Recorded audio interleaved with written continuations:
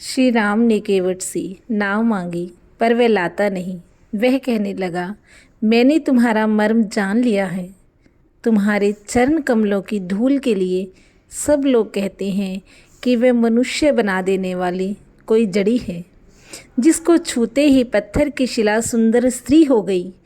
मेरी नाव तो काठ की है, काठ पत्थर से कठोर तो होता नहीं।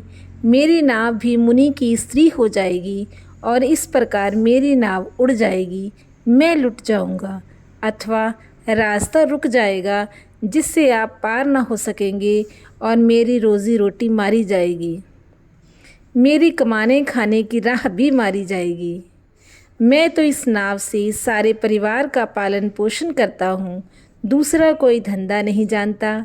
हे प्रभु, यदि तुम अवश्य ही पार जाना चाहते हो तो मुझे पहले अपने चरण कमल पखारने के लिए कह दो।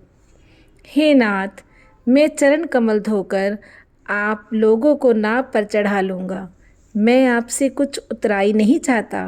हे राम, मुझे आपकी दुहाई और दशरथ जी की सौगंध है, मैं सब सच सच कहता हूँ। लक्ष्मण भले ही मुझे तीर मारे, पर जब तक मैं पैरों को ना पखार लूँगा तब तक हे तुलसीदास के नाथ, हे कृपालु, मैं पार नहीं उतरूँगा। केवट के प्रेम में लपेटे हुए अटपटे वचन सुनकर करुणाधाम श्री रामचंद्र जी जानकी जी और लक्ष्मण जी की ओर देखकर हंसे। कृपा के समुद्र श्री रामचंद्र जी केवट से मुस्कुराकर बोले, भाई तू वही कर जिससे तेरी नाव न जाए। जल्दी पानी ला और पैर धो ले, देर हो रही है, पार उतार दे।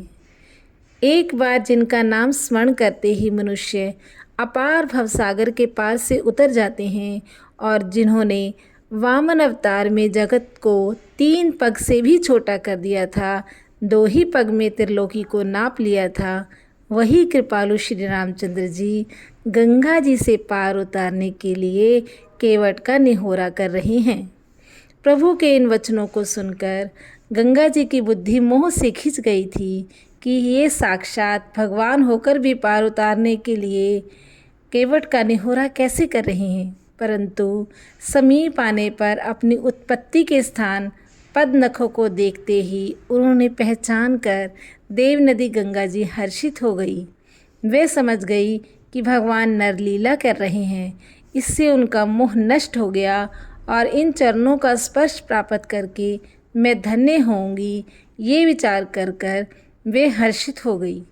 केवट श्री रामचंद्र जी की आज्ञा पाकर कठोते में भरकर जल ले आया। अत्यंत आनंद और प्रेम में उमंग कर वह भगवान के चरण कमल धोने लगा। सब देवता फूल बरसाकर सिहाने लगे और कि इनके समान पुण्य की राशि कोई नहीं है।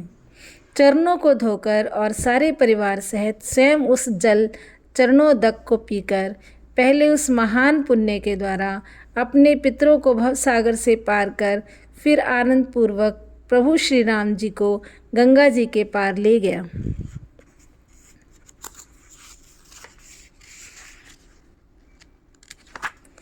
निषाद राज और लक्ष्मण जी सहित श्री सीता जी और श्री रामचंद्र जी नाव से उतरकर गंगा जी की रेत में खड़े हो गए। तब केवट ने उतरकर दंडवत की। उसको दंडवत करते देखकर प्रभु को संकोच हुआ कि इसको कुछ दिया ही नहीं। पति के हृदय की जानने वाली सीता जी ने आनंद भरे मन से अपनी रत्न जटित अंगूठी उंगली से उतारी। कृपालु श्री रामचंद्र जी ने केवट से कहा, नाव की उतराई ले लो। केवट ने व्याकुल होकर चरण कमल पकड़ लिए। उसने कहा, हे नाथ, आज मैंने क्या नहीं पाया। मेरे दोष, दुख और दरिद्रता की आग आज बुझ गई है। मैंने बहुत समय तक मजूरी की, विधाता ने आज बहुत अच्छी भरपूर मजदूरी दे दी। हे नाथ, हे दीनदयाल, आपकी कृपा से अब मुझे कुछ नहीं चाहिए। लौटती बार आप मुझे जो कुछ भी देंगे वह प्रसाद मैं सिर चढ़कर लूँगा। प्रभु श्री राम जी, लक्ष्मण जी और सीता जी ने बहुत आग्रह किया, पर केवट ने कुछ नहीं लिया। तब करुणा के धाम भगवान श्री रामचंद्र जी ने निर्मल भक्ति का वरदान देकर उसे विदा किया। श्री रामचंद्र भगवान की जय।